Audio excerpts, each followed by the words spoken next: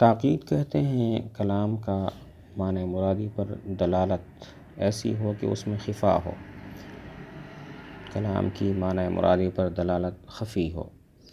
اور پھر تاکید کی دو قسمیں، تاکید لفظی اور تاکید معنوی۔ تاکید لفظی یہ ہے کہ خفا لفظ کی جہت سے ہو، اور تاکید معنوی یہ ہے کہ خفا معنی کی جہت سے ہو۔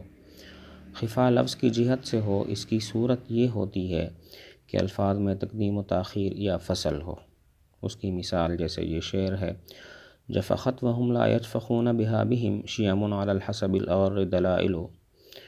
یہاں پر تقدیم و تاخیر ہے، صحیح جو عبارت ہے وہ اس طرح ہے، جفخت بہم شیم دلائل علی الحسب الأغر وہم لا یجفخون بہا، کہ ان پر فخر کیا ایسی خصلتوں نے کہ جو اچھے نسب پر دلالت کرنے والی ہیں، اور وہ ان خصلتوں پر فخر نہیں کرتے۔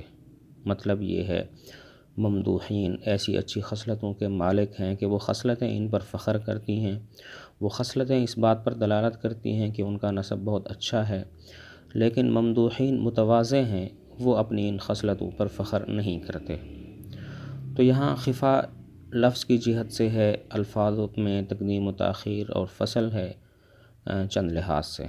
نمبر 1، شیم جفخت کا فاعل ہے اور ان دونوں کے درمیان فصل ہے وہم لا یجفخون بہا بہم کا۔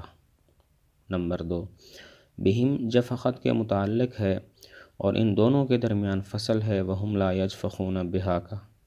نمبر 3، شیم موصوف ہے، دلائل اس کی صفت ہے، اور ان دونوں کے درمیان فصل ہے علی الحسب الأغر کا۔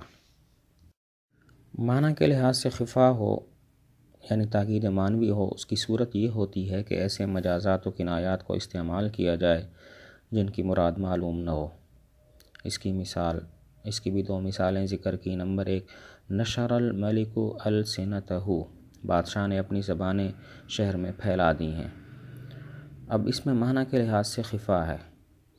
معنی اس کا یہ ہے کہ بادشاہ نے اپنے جاسوس پھیلا دیے ہیں، اور اس میں خفا اس وجہ سے ہے کہ ایسے مجاز اور کنایہ کو استعمال کیا گیا جس کی مراد معلوم نہیں ہے۔ صحیح اس طرح ہے، نشر عیونہ، بادشاہ نے اپنی آنکھیں پھیلا دی ہیں، اور اس سے مراد ہے کہ جاسوس پھیلا دیے ہیں۔ یہ صحیح ہے کیونکہ یہاں پر بھی مجاز و کنایہ ہے، لیکن اس کی مراد ظاہر ہے۔ دوسری مثال ہے، سأطلب بعد الدار عنکم لتقربوا وتسکب عینای الدموع لتجمدا۔ ترجمہ ہے، میں ان قریب طلب کروں گا تم سے گھر کی دوری کو تاکہ تم قریب ہو جاؤ، اور میری آنکھیں آنسو بہائیں گی تاکہ خشک ہو جائیں۔ مطلب یہ ہے کہ زمانہ انسان کی طلب کے خلاف کرتا ہے۔ میں چاہتا ہوں تم قریب ہو جاؤ، لیکن میں دعا کروں گا کہ تم سے میرا گھر دور ہو جائے تاکہ تم قریب ہو جاؤ۔ میں خوش ہونا چاہتا ہوں تو میں یوں کروں گا کہ خوب روؤں گا، اتنا روؤں گا کہ میری آنکھیں خشک ہو جائیں، یعنی مجھے خوشی حاصل ہو جائے۔ یہاں معنی کے لحاظ سے خفا ہے، اس طرح کہ شاعر نے آنکھوں کا خشک ہونا اس کے ساتھ کنایہ کیا خوشی سے، یعنی جمود یا خوشی سے کنایہ ہے، اور اس میں خفا ہے۔ اس لیے کہ آنکھوں کا خشک ہونا یہ کوئی خوشی سے کنایہ نہیں ہوتا، بلکہ آنکھوں کا خشک ہونا اس بات سے کنایہ ہوتا ہے کہ اتنا رویا کہ آنکھیں خشک ہو گئیں اور اب مزید یہ رو نہیں سکتا۔ فصاحت المتکلم ایسے ملکہ کو کہتے ہیں کہ جس کے ذریعے انسان مقصود کو کلام فصیح کے ساتھ تعبیر کرنے پر قادر ہو، خواہ کسی بھی غرض میں۔ تو ملکتن اس وجہ سے کہا کہ اگر کوئی آدمی مقصود کو کلام فصیح کے ساتھ تعبیر کر لیتا ہے اتفاق سے، اور اس کو ملکہ حاصل نہیں ہوتا، تو وہ متکلم فصیح نہیں کہلائے گا۔ اور فی ای غرض کانا اس وجہ سے کہا کہ متکلم فصیح تب کہلائے گا جب وہ کسی بھی مضمون کو اچھے سے تعبیر کر سکتا ہو۔ اگر وہ کسی ایک مضمون کو اچھے سے تعبیر کر سکتا ہو اور دوسرے کو نہ کر سکتا ہو تو اس کو متکلم فصیح نہیں کہے۔ بلاغت کا لغوی معنی ہے وصول اور انتہا۔ ایک محاورہ ہے، بلغ فلان مرادہ، فلاں اپنی مراد کو پہنچ گیا، اور بلغ الرکب المدینۃ، قافلہ شہر کو پہنچ گیا۔ اور اصطلاح میں بلاغت کلام اور متکلم کی صفت بنتی ہے۔ بلاغت الکلام کی تعریف یہ ہے کہ کلام فصیح ہو اور مقتضائے حال کے مطابق ہو۔ تو یہاں پر دو لفظ ہیں، حال جس کو مقام کہتے ہیں اور مقتضائے حال جس کو اعتبار مناسب کہتے ہیں۔ حال اس امر کو کہتے ہیں جو متکلم کو اس چیز پر ابھارے کہ وہ اپنی عبارت کو مخصوص صورت پر لائے، اور مقتضائے حال وہ صورت مخصوصہ ہوتی ہے کہ جس پر عبارت کو لایا جاتا ہے۔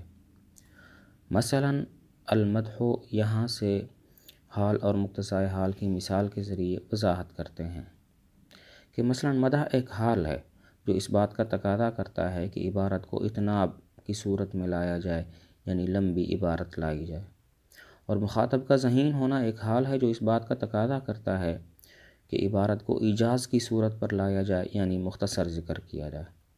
تو مدح اور